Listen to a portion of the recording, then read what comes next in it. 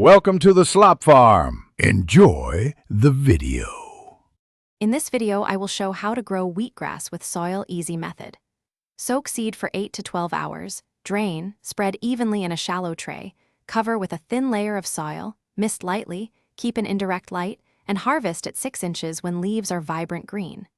Maintain consistent moisture, avoid overwatering, and use well-draining potting mix for best growth results.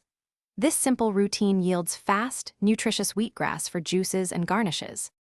Start by filling a tray with 1:1. 5 inches of moistened potting mix and level the surface. Scatter soaked seed densely but evenly, press gently to ensure contact, and cover with a thin soil layer. Mist twice daily to keep soil damp, avoid waterlogging, and move tray to indirect light after sprouting. Rotate trays for even growth and expect harvestable shoots in about 7 to 10 days. Adjust watering based on room temperature and humidity to prevent mold.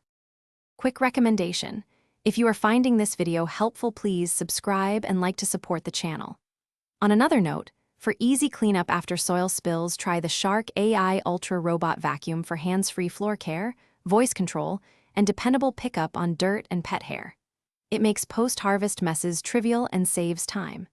Check the description for the link and other deals. Now let's get back to the video.